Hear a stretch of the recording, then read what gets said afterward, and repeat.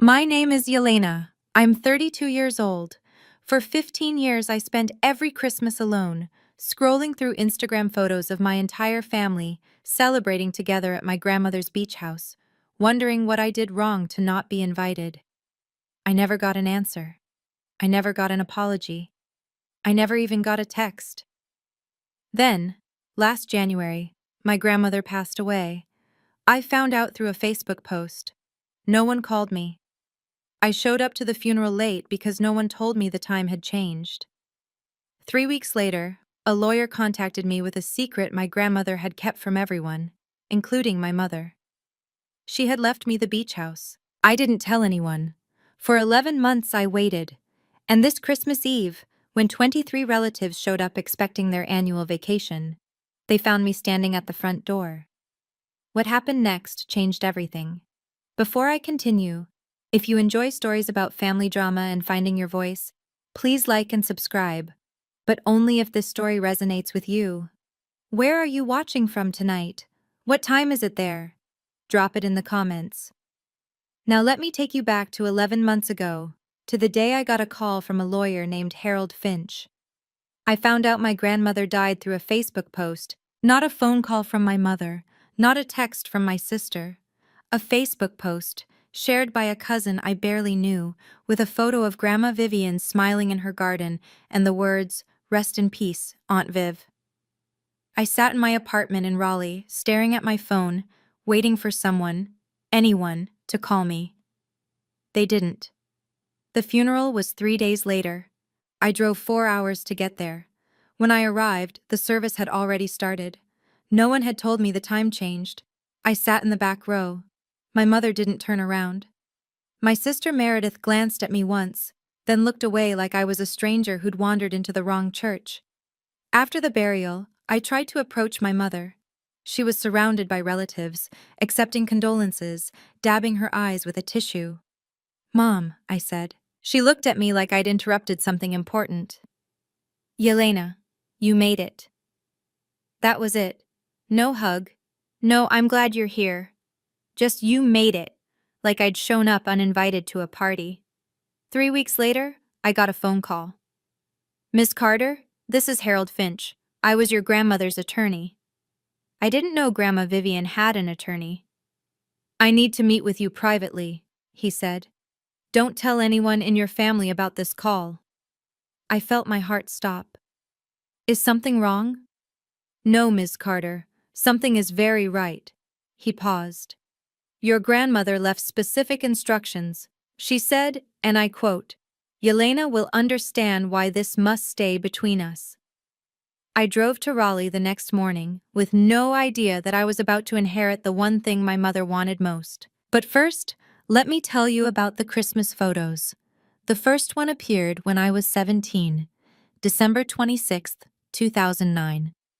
I was scrolling through Facebook when I saw it, my entire family gathered in Grandma Vivian's living room.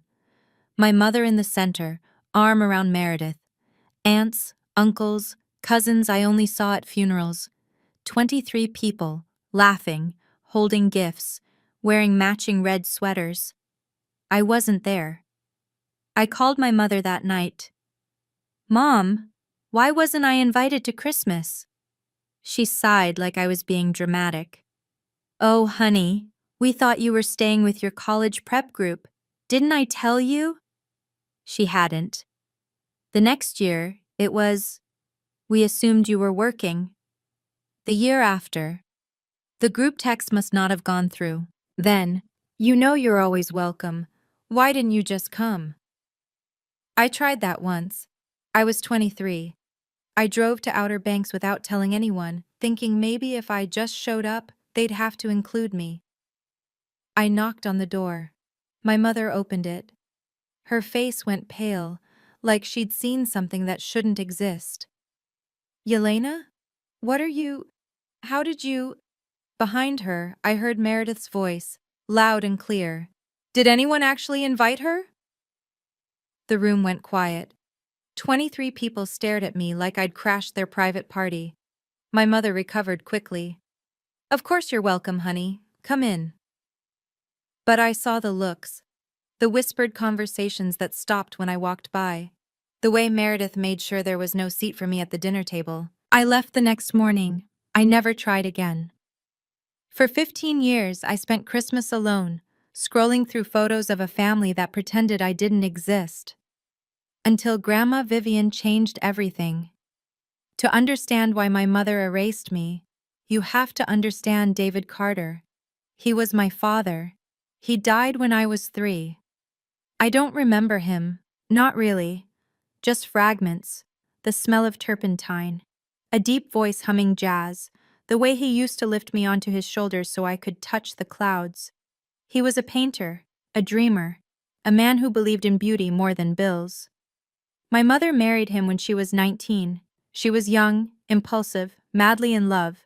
Her parents disapproved, her friends warned her, but Diane followed her heart. And then reality set in. David couldn't hold a steady job. His paintings didn't sell. They lived in a one-bedroom apartment with a leaky roof and a baby who cried all night. When I was 3, David was driving home from a gallery showing, his first real chance at success. A truck ran a red light. He died on impact. The paintings that didn't sell while he was alive? They're worth 6 figures now. But my mother didn't want the money. She wanted to forget. She remarried 2 years later. Richard Mitchell. Stable, successful, safe. They had Meredith when I was 7.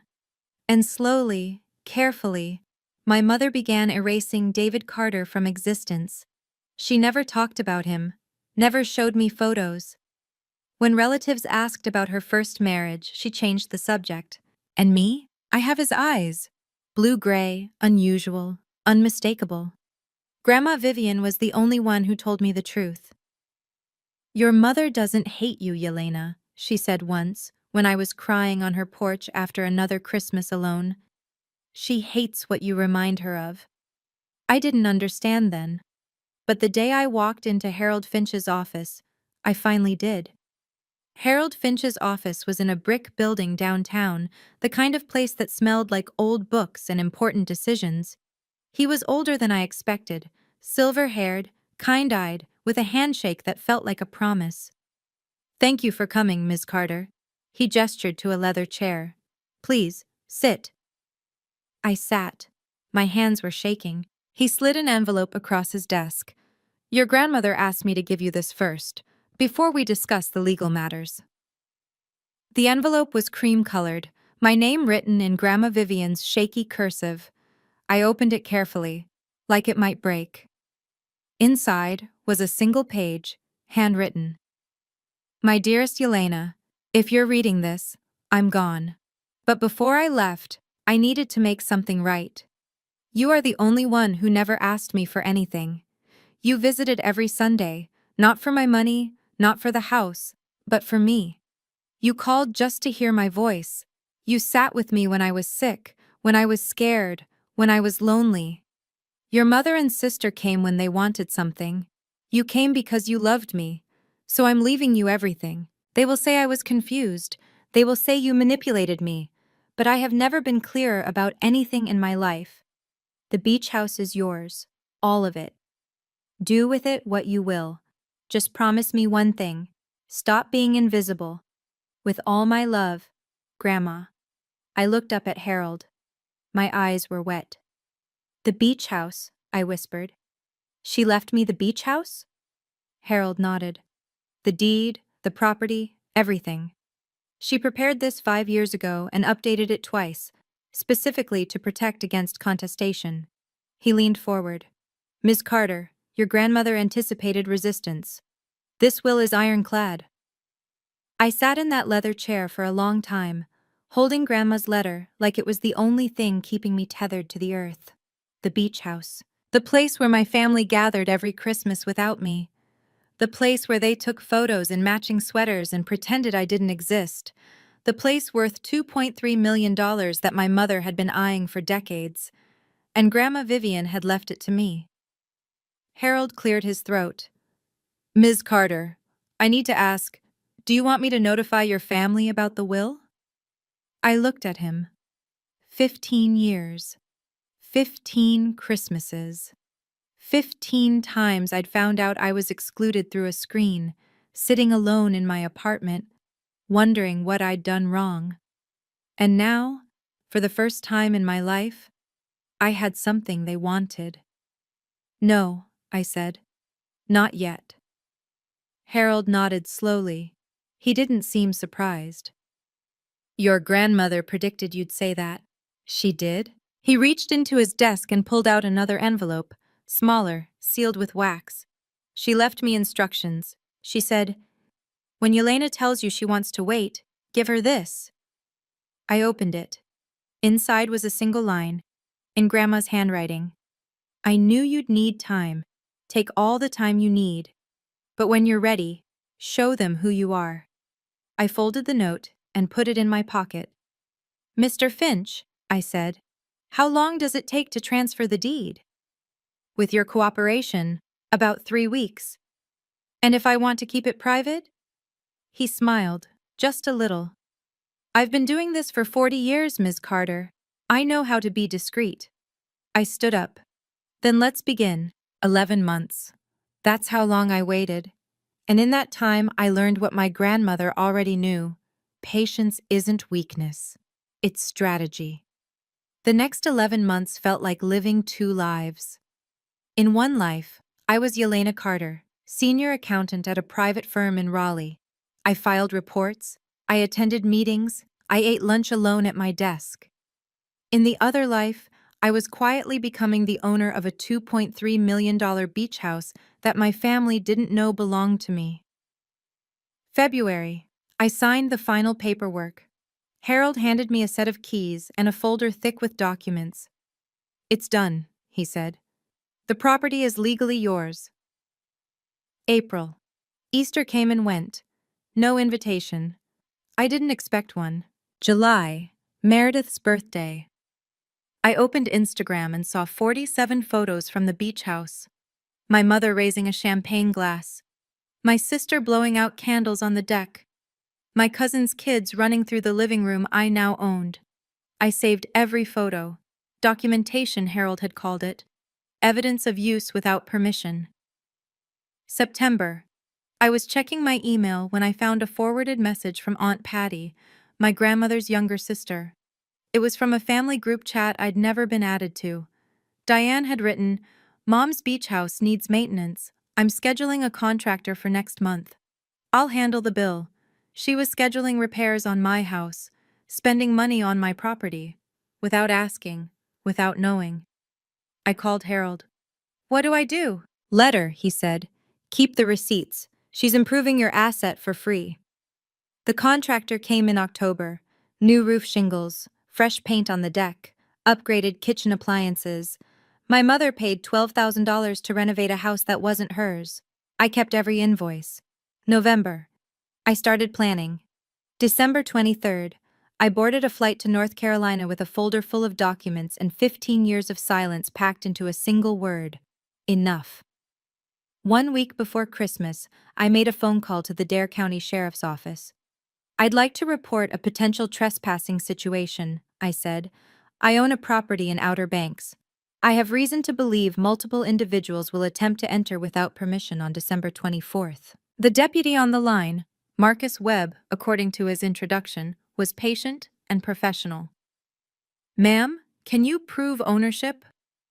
"I have the deed, the title, tax records, and the previous owner's will, all notarized." A pause. "That's thorough." "I've had 11 months to prepare." We arranged to meet on Christmas Eve morning.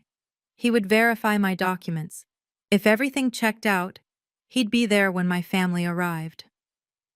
"Ma'am," Deputy Webb said before hanging up, "are you sure about this?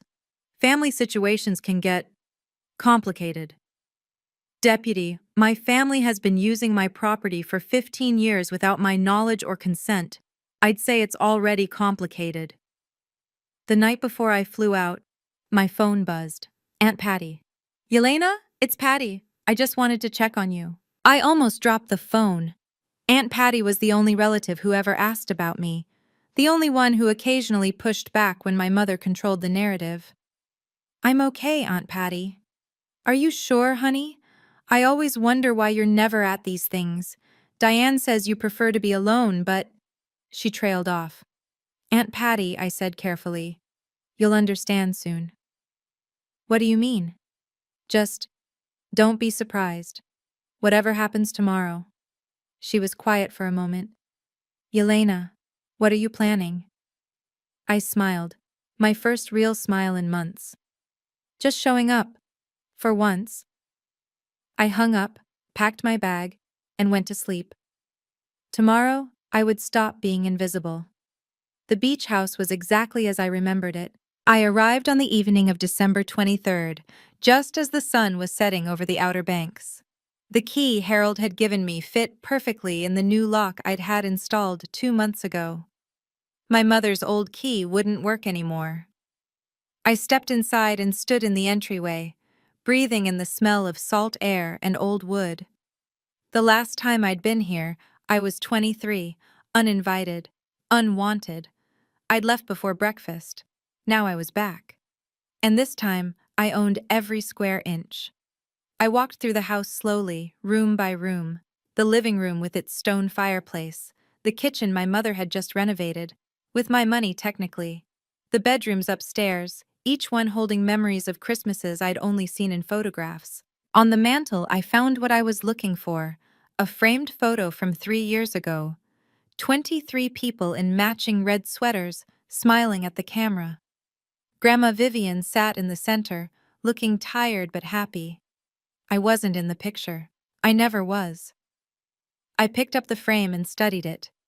My mother stood at Grandma's right shoulder, hand possessively on her arm. Meredith was on the left, holding her daughter. Aunts, uncles, cousins filled every available space. No room for me. There never had been. I set the photo down on the coffee table. Tomorrow, they'd see it. They'd remember where they were standing when their world shifted. In Grandma's old bedroom, I found a smaller frame, one I'd never seen before. It was me and Grandma, taken 6 months before she died. We were sitting on this very porch, laughing at something I couldn't remember. She'd kept it by her bed, hidden from the others. I placed it on the mantelpiece right in the center. Tomorrow, I wouldn't be invisible anymore. Christmas Eve morning. 7 a.m. I woke up in Grandma's bed, my bed now, to the sound of waves crashing outside the window. For a moment, I forgot where I was. Then I remembered. Today was the day. I showered, dried my hair, and stood in front of the closet I'd brought from Raleigh. I'd packed light, documents, toiletries, and one outfit I'd chosen specifically for this moment. A deep burgundy cashmere sweater, Grandma's color. She always said red was for people who refused to disappear. I put it on, applied light makeup, classic red lipstick, the same shade she used to wear. When I looked in the mirror, I didn't see the woman who'd been erased for 15 years. I saw someone else. Someone ready. At 8:30, my phone rang. Ms. Carter? Deputy Webb, I'm on my way. Thank you, Deputy. I'll have everything ready. I spread my documents across the dining room table.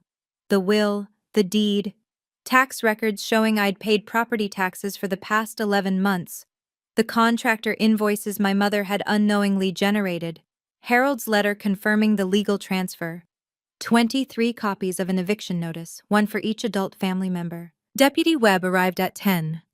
He was a tall man, mid-40s, with the calm demeanor of someone who'd seen everything. He reviewed each document carefully. This all looks legitimate, ma'am. He looked up. You really own this place. I really do. And your family doesn't know? They will in about 2 hours. He nodded slowly. I'll be here when they arrive. But ma'am, are you sure about this? Once this happens, there's no going back. I thought about 15 Christmases, 15 years of being forgotten. I've never been more sure of anything. He handed back my documents. Then let's wait. At 11:47 a.m., I saw the first car turn onto the gravel road. I was standing at the upstairs window, watching. Deputy Webb waited in his patrol car, parked discreetly behind a cluster of trees at the edge of the property. My mother's silver SUV led the procession. Behind her came Meredith's white Range Rover, then Richard's black BMW, then car after car after car. Aunts, uncles, cousins, their spouses, their children. 6 vehicles in total, 23 people, plus luggage, Christmas decorations, and enough food to feed an army. They poured out of their cars like they owned the place, because they thought they did. I watched my mother stride toward the front door, keys jangling in her hand. She was wearing a cream-colored coat and pearls, always pearls. Her posture radiated ownership, authority, control. Meredith followed close behind, directing her husband to unload the suitcases.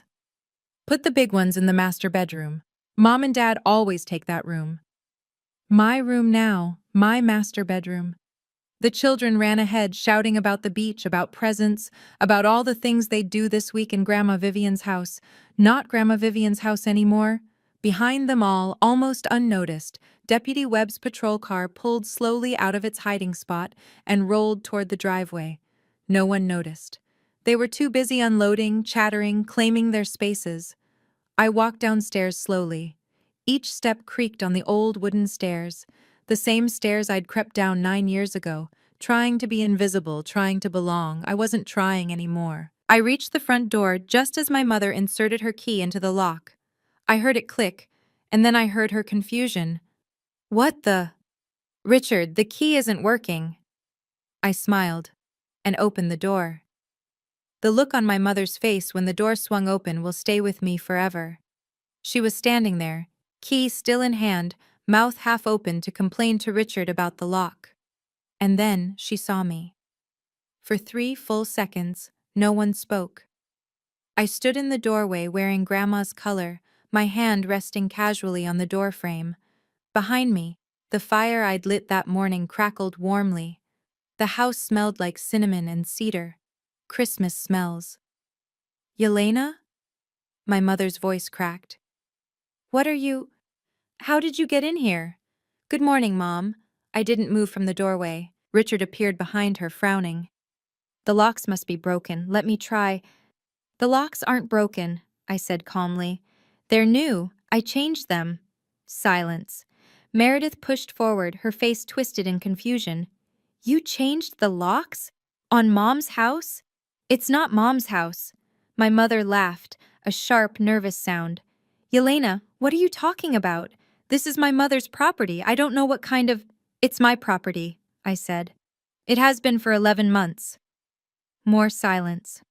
Behind the family, I saw Deputy Webb step out of his patrol car. He waited by the vehicle, watching. Aunt Patty was the first to notice him. Diane, why is there a police officer here? Everyone turned. 23 people stared at the patrol car like it had materialized from nowhere. I asked him to come, I said, in case anyone had trouble understanding the situation. My mother's face went from confused to furious. What situation? What are you talking about? I think we should discuss this outside, I said, considering this is my home and none of you have been invited in. I stepped back and began to close the door. Wait! My mother lurched forward. You can't do this! Actually, I said, I can. I opened the door wider, not to invite them in, but so everyone could see me clearly. The December wind cut across the porch, sharp and cold. My family stood clustered on the steps like carolers who'd forgotten their song. Children huddled behind their parents. Suitcases sat abandoned on the gravel. This is ridiculous, my mother snapped. Richard, call the police. The police are already here, ma'am, Deputy Webb said, walking up the path. His voice was calm, professional. I'm Deputy Marcus Webb. I've been asked to assist Ms. Carter with a property dispute. There is no dispute, my mother's voice rose. This is my mother's house. With respect, ma'am, it's not. Deputy Webb stopped beside me. I've reviewed the deed, the will, and the property records. This house belongs to Yelena Carter, has for almost a year. I watched the information ripple through the crowd. Aunts exchanged glances. Uncles shifted uncomfortably. Meredith grabbed her husband's arm like she needed something to hold on to. That's impossible, Meredith said. Grandma would never. She did. I pulled a folder from behind the door, the folder I'd prepared 11 months ago. This is a copy of her will, signed, witnessed, notarized. She left the beach house to me, specifically and exclusively. My mother snatched the folder from my hands. Her eyes scanned the pages, her face growing paler with each line. This can't be real. She was confused. She had dementia. Her doctor will testify she was cognitively sound until 2 weeks before she passed. I kept my voice level. She knew exactly what she was doing. Aunt Patty stepped forward, her hand over her heart. Yelena, Vivian left it to you? I looked at her, the only person in this crowd who had ever asked why I wasn't at Christmas. Yes, Aunt Patty, she did. The silence that followed was deafening. Deputy Webb stepped forward, and the crowd parted for him like he was Moses at the Red Sea. Folks, I understand this is unexpected. His voice carried the authority of someone who'd delivered bad news 1,000 times. But the law is clear. Ms. Carter is the legal owner of this property. I've verified the documents myself. Richard cleared his throat. Officer, surely there's been some mistake. The family has been using this property for 15 years, I finished, without my permission, because I didn't know I owned it until 11 months ago. You didn't know? Meredith's voice dripped with skepticism. How convenient. Your grandmother kept it private, Deputy Webb said. That was her choice, and now it's Ms. Carter's choice how to proceed. My mother still clutched the folder, her knuckles white. I'm calling a lawyer. This will is fraudulent. My mother would never. Your mother did. I met her eyes. She also anticipated you'd say exactly that, which is why she had Harold Finch, an estate attorney with 40 years of experience, draft it with extra protections against contestation. I reached into my pocket and pulled out a thick stack of papers, each one bearing an official seal. These are eviction notices, one for each adult present. I began handing them out. You have 30 minutes to remove any personal belongings from your vehicles. After that, if you're still on my property, Deputy Webb will escort you off for trespassing. The notices passed from hand to hand. Some people read them.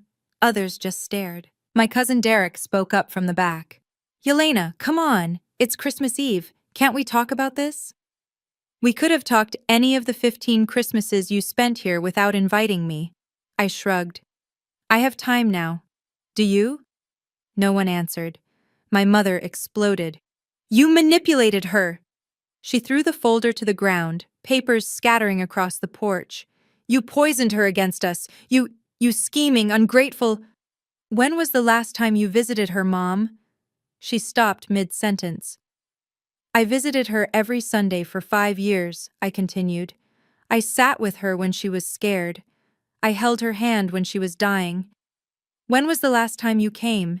And I don't mean for Christmas when you wanted the house. I mean just to see her. My mother's mouth opened and closed. No words came out. Meredith tried to rescue her. That doesn't give you the right to steal our inheritance. Your inheritance? I laughed, a sound I didn't recognize. You mean the house you've been using for free for 15 years? The house you scheduled repairs on without asking who owned it? I turned to the crowd. My mother paid $12,000 in October to renovate this kitchen. She didn't ask me. She didn't even know she should, because she assumed she owned something that was never hers. Aunt Patty's voice cut through the tension. Diane, when was the last time you invited Yelena to Christmas? The question hung in the air like smoke. My mother whirled toward her sister. That's not... She never wanted to come. She likes being alone. I didn't want to come? I kept my voice steady. Or I was never told when the gathering was. Silence. 23 people, and not one of them could meet my eyes. Then my mother said the words that changed everything. Fine. You want to know why you're never invited? Because I can't look at you. Every time I see your face, I see him. Your father, that useless, dreaming artist who ruined my life. The crowd went completely still. Okay, I need to pause here for a second. Some of you might be thinking, she should have just talked to them. And maybe you're right. Maybe I should have. But here's my question for you.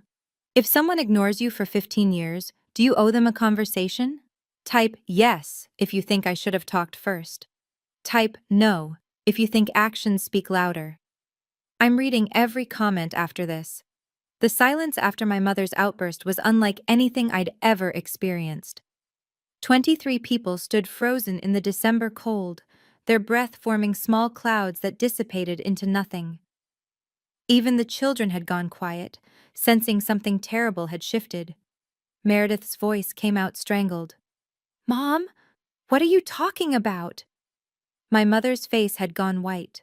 She looked at her hands like they belonged to someone else, like they'd betrayed her. "I didn't mean," she started. "That's not what I—" "David Carter," I said quietly. "My father, the man you married before Richard, the man you've been trying to erase for 30 years. Richard stepped forward, his face a mask of confusion. "Diane? What is she talking about?" My mother couldn't look at him. Aunt Patty spoke, her voice barely above a whisper. "Diane, you excluded your own daughter because of David? You don't understand." My mother's voice cracked. "Every time I look at her, I see him, his eyes, his expressions. I see all the mistakes I made, all the years I wasted." "She was a child," Aunt Patty's voice sharpened. "She didn't choose her father. She didn't choose his eyes." "I know that," my mother shouted. Then quieter. "I know that." I looked at my mother, really looked at her. The woman who had systematically removed me from family gatherings for 15 years. Who had gaslit me into thinking I was imagining the exclusion. Who had taught my sister that I was disposable. And I felt something I hadn't expected. Not anger. Pity. "You couldn't forgive a dead man," I said softly. "So you punished the only part of him that was still alive." My mother's face crumpled. For a moment I thought she might cry. But she didn't apologize. She never did. I could have destroyed her. Right there, in front of everyone, I could have listed every Christmas she'd excluded me. Every lie she'd told. Every time she'd made me feel like a ghost in my own family. I could have made her small the way she'd made me small for 15 years. But that wasn't why I was here. "Deputy Webb," I said, turning away from my mother, "please give them 30 minutes to remove any personal belongings from their vehicles. Then I want everyone off my property." "Now wait just a minute," Richard started. "30 minutes, Richard. That's more consideration than I've ever gotten." Meredith clutched her daughter against her leg. "Yelena, the children, it's Christmas Eve. You can't just throw us out with nowhere to go." "There are 3 hotels in town." I kept my voice level. "I called ahead yesterday. They have rooms available. I've already made the recommendation to hold blocks for a large family." Meredith's mouth fell open. "I'm not trying to ruin anyone's Christmas," I continued. "I'm not trying to make anyone suffer. I just want what should have been mine all along, the right to decide who enters my home." Deputy Webb stepped forward. "You heard her, folks. 30 minutes. I'll be timing." One by one, the family began to move, slowly, reluctantly. Suitcases were lifted back into trunks. Children were ushered into cars, doors slammed shut with the hollow sound of defeat. My mother stood motionless on the porch, staring at me like she was seeing me for the first time. "Yelena," she whispered, "please." I met her eyes, the same blue-gray eyes I saw in the mirror every morning. "You had 15 years to say please," I said. "You chose silence instead." I stepped back into my house and closed the door. I leaned against the closed door, my heart pounding so hard I could feel it in my temples. Through the window, I watched the cars begin to pull away, one by one. The gravel crunching under tires was the only sound. Then I heard a knock. I tensed. If it was my mother again. "Yelena, it's Patty." I opened the door. Aunt Patty stood alone on the porch. The other cars were already disappearing down the road. She hadn't left with them. "May I?" she asked softly. I stepped aside. She walked in, her eyes sweeping the familiar room with new understanding. I should have spoken up years ago. Her voice was thick. I asked Diane why you never came. Every year I asked. She always had an excuse. Yelena likes her space. Yelena has work. Yelena prefers to be alone. And you believed her? I believed her. Patty wiped her eyes. That's on me. I should have called you directly. I should have demanded answers. Why didn't you? She was quiet for a long moment. Because it was easier not to. Because Diane is… She searched for the word. Convincing. And I didn't want to cause conflict. So you chose peace over me. Yes. No excuses. No justification. Just the truth. Patty reached into her pocket and pulled out a folded piece of paper. Vivian gave me this. 2 months before she passed. She made me promise not to show anyone until after she was gone. I took the paper, unfolded it. It was a note in Grandma's handwriting. Patty, make sure Yelena knows she wasn't imagining things. It was real. Everything she felt was real. My hands trembled. She knew, Patty said. She saw everything. And she wanted you to know you were never crazy. For the first time that day, I let myself cry. From the window, I watched the last of the cars disappear down the gravel road. Meredith's white Range Rover was the final one to leave.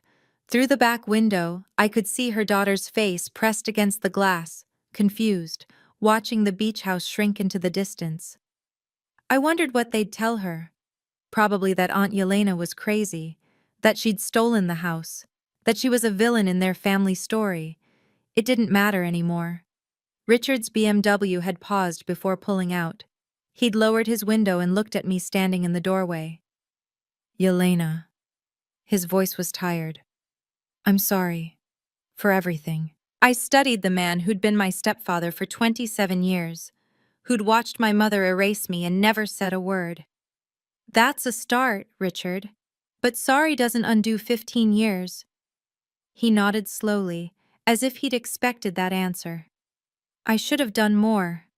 Yes, you should have. He rolled up his window and drove away. My mother never looked back.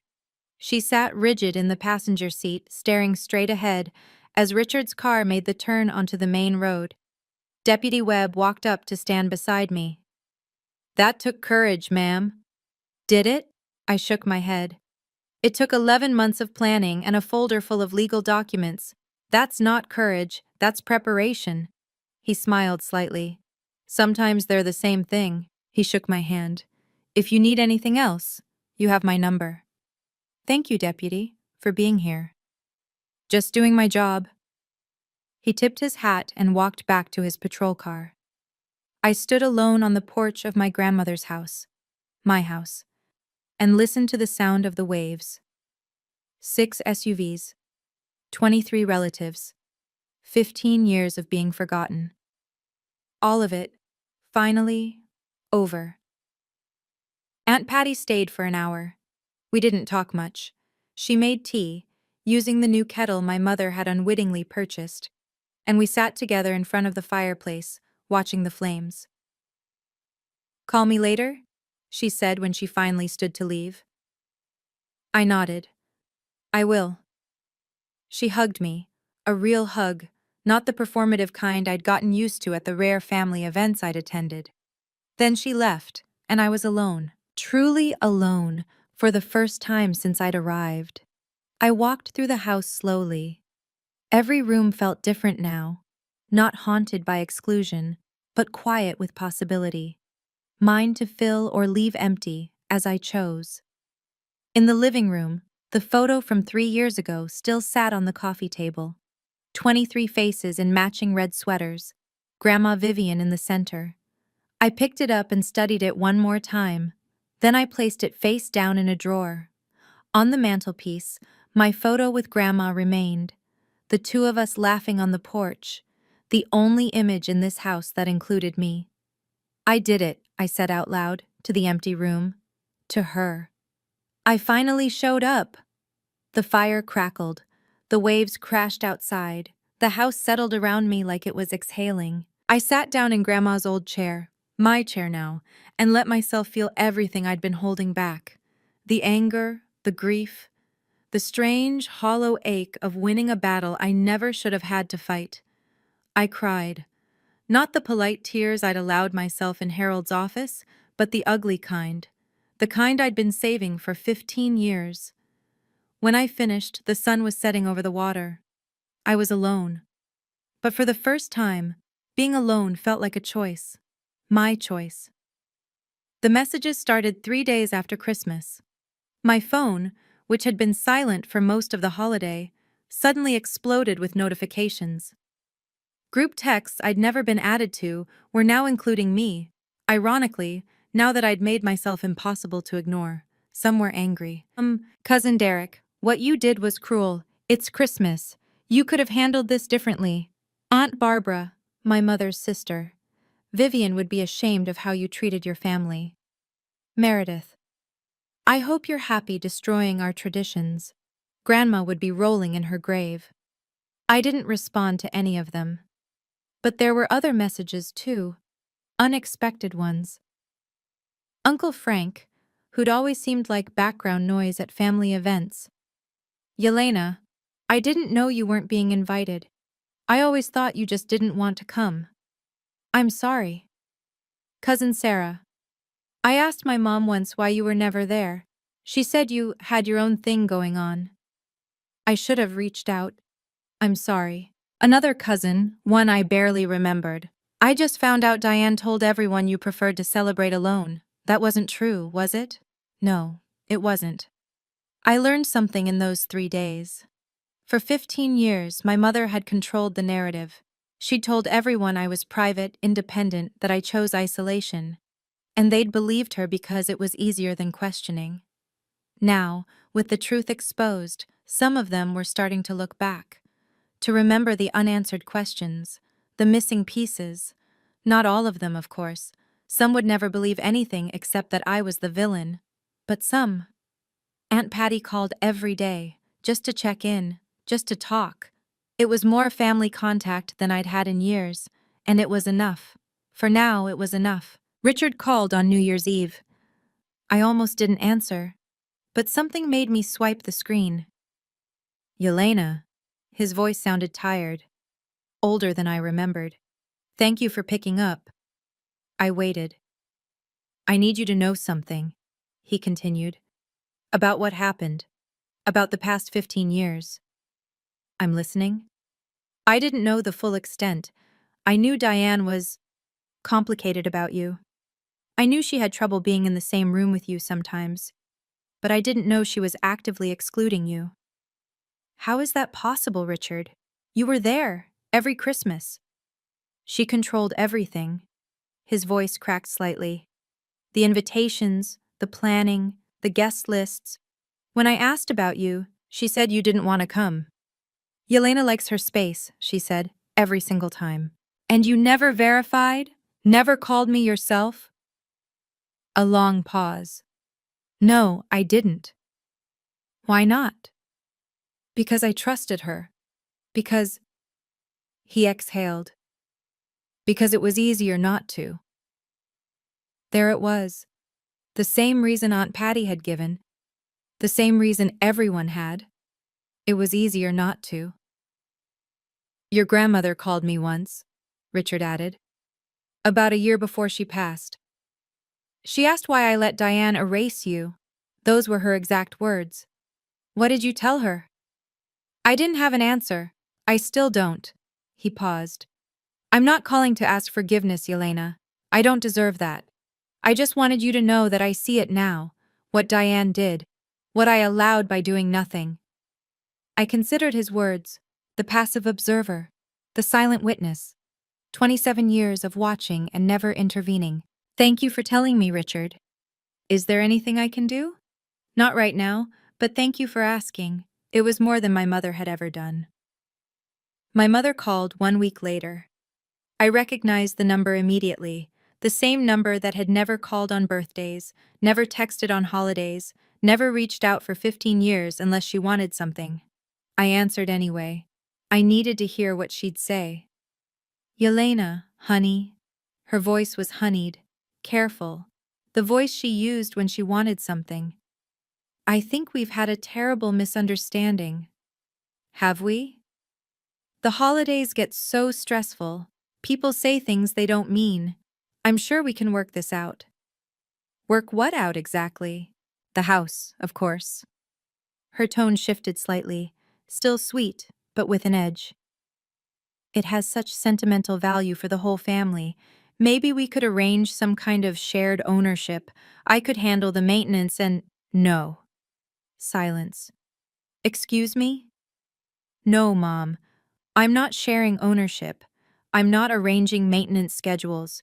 This is my house. Grandma left it to me. Your grandmother wasn't thinking clearly. The lawyers already reviewed it. For 11 months. The will is valid, it's over. Her voice dropped the sweetness entirely. You're being unreasonable. I'm being clear. There's a difference. I'm still your mother, Yelena. I closed my eyes. Being a mother requires more than biology, Mom. You taught me that. What is that supposed to mean? It means you spent 30 years trying to erase a dead man, and you erased me instead. And now it's done. I'm done. Yelena. Goodbye, Mom. I hung up. Then I blocked her number. It was the first time in my life I'd ended a conversation with my mother on my own terms. The first time I'd stopped waiting for an apology that was never going to come. It felt like putting down something heavy I hadn't realized I was carrying. Real quick, I know some of you are wondering if I ever forgave my mother. I'll get to that. But first, tell me, do you think people like Diane can actually change? Or is it just who they are? Comment change if you believe in second chances. Comment done if you think some patterns can't be broken. No judgment either way. I genuinely want to know what you think. Now back to the story. In February, I made a decision. I talked to my company about working remotely. They agreed, partially because I was good at my job, partially because post-pandemic flexibility had become the norm. I packed up my Raleigh apartment, loaded my car, and drove back to Outer Banks. The beach house was waiting for me. I spent the first week settling in, moving furniture, painting the bedroom a soft gray blue, making the space mine instead of a museum of family memories I'd never been part of. One afternoon, while cleaning out a closet in Grandma's old office, I found a box I hadn't seen before. Inside were letters, dozens of them written to various family members but never sent. Most were mundane, thank you notes, birthday wishes, complaints about the weather. But at the bottom, I found an envelope with my name on it. For Yelena, when she's ready. Inside was a single page. My dearest granddaughter, you don't need their approval to have value. You only need the approval of yourself. They tried to make you small, but small things don't cast shadows. You were never small, Yelena. You were just waiting for your moment. I hope I'm not there to see it. Not because I don't want to be, but because I know you need to do this alone. You need to prove to yourself that you can. When it's over, remember, living well isn't revenge. It's simply the truth. I love you. I always have. Grandma Vivian. I held the letter for a long time. That weekend, Aunt Patty came to visit. We cooked dinner together, something neither of us had done with family in years. It was quiet, simple, and for the first time in my life, it felt like home. Meredith showed up unannounced in mid-March. I was on the porch reading when her white Range Rover pulled into the driveway. I watched her sit in the car for a full minute before she opened the door. She walked toward me slowly, like she was approaching a wild animal. "I'm not here to fight," she said. I set my book down. "Then why are you here?" She stopped at the bottom of the porch steps. She looked different, tired, uncertain. None of the polished confidence I remembered. "Can we talk?" I gestured to the empty chair beside me. She climbed the steps and sat, her movements stiff and awkward. For a long moment, neither of us spoke. "I didn't know," she finally said. "About how Mom treated you." I mean, I knew she favored me. That was obvious. But I didn't know she was actively keeping you away. Would it have mattered if you knew? Meredith flinched. Then, quietly, I don't know. That's the honest answer. I studied my sister. Half-sister, technically. The golden child. The one who'd never had to fight for a place at the table. You never questioned it, I said. Why I was never there. You just accepted it. I did. She looked at her hands.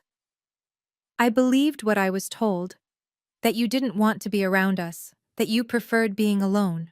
Did that make sense to you? That your sister would choose to be alone every Christmas for 15 years? She didn't answer. We both knew she'd never thought about it that deeply.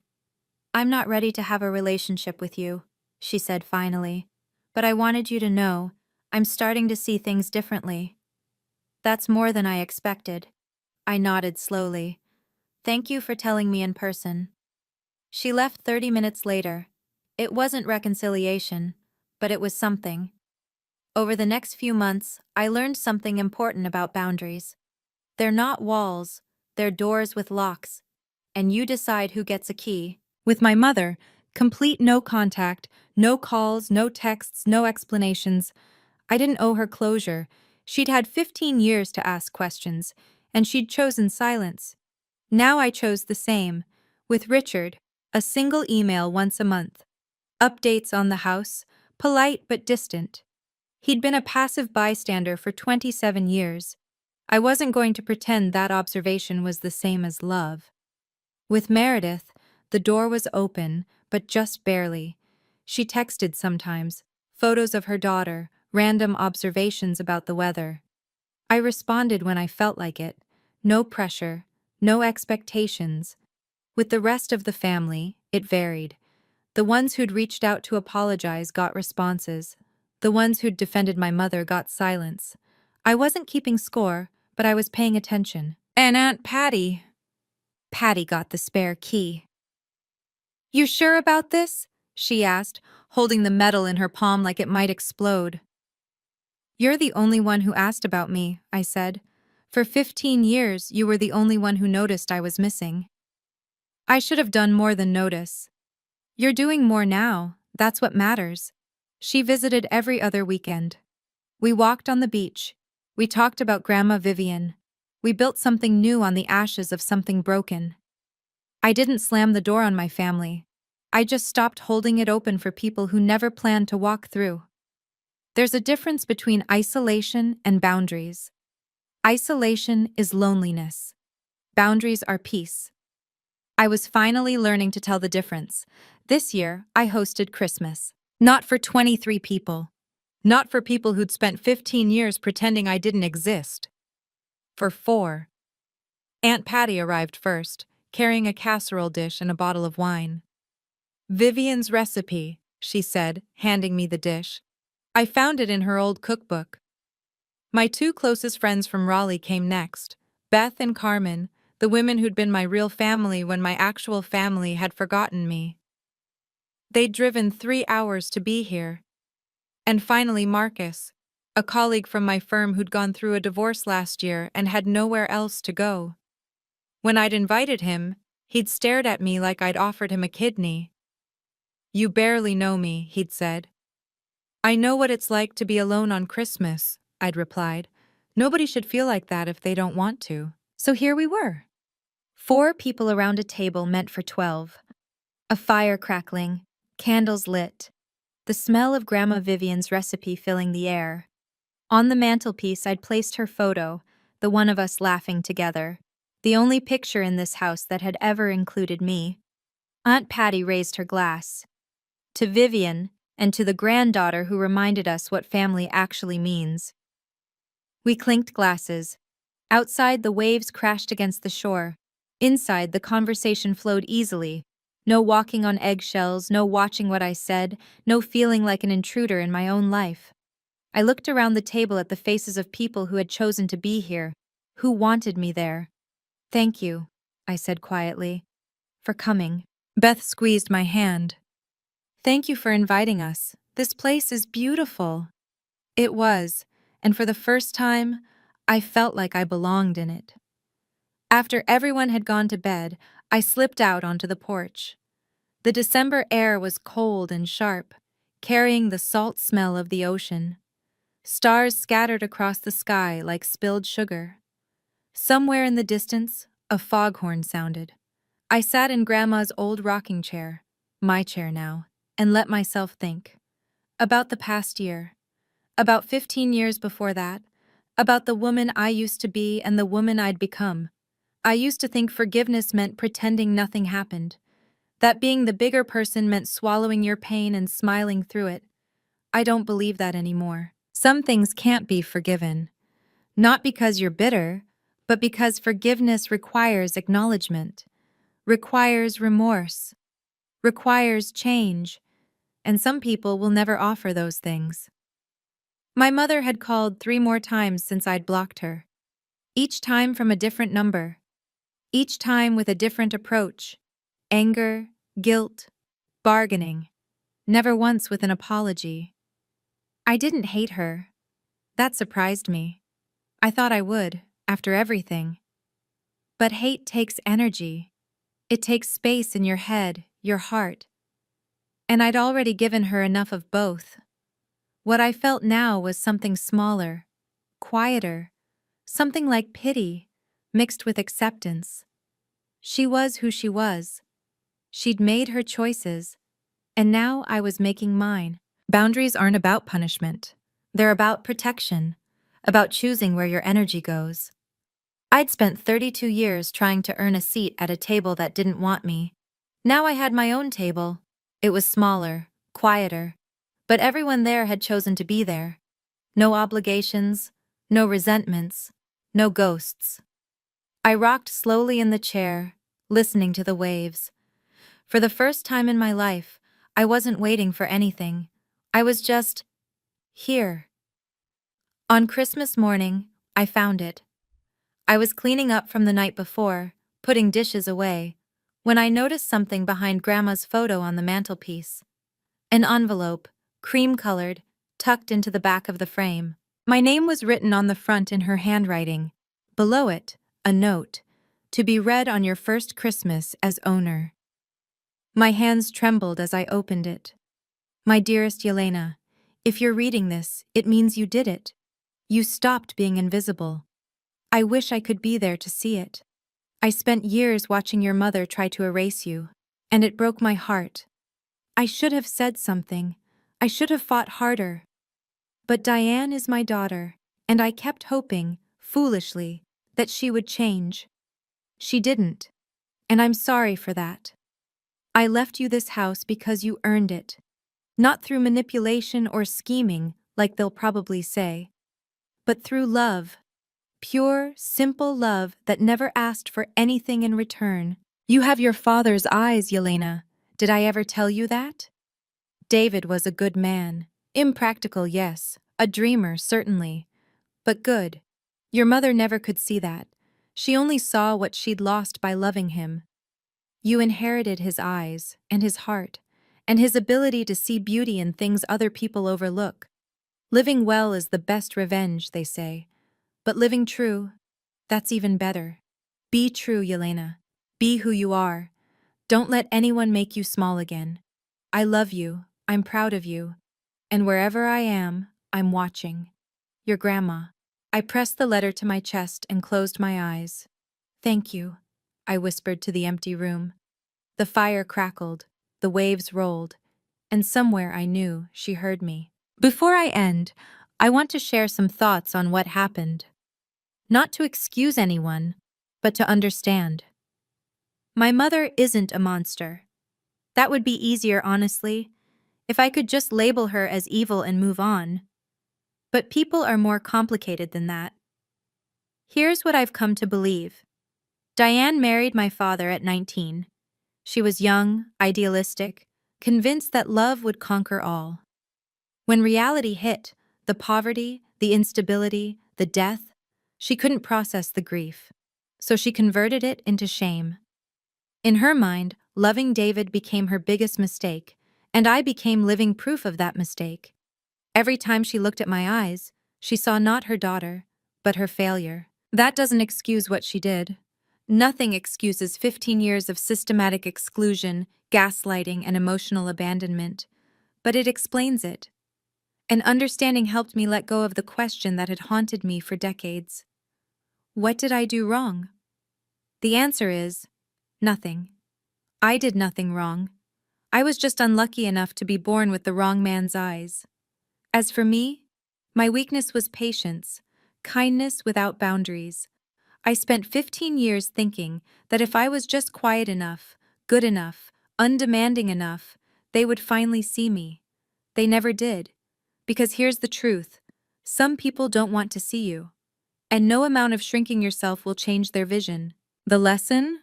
Don't water dead plants. Don't knock on doors that won't open.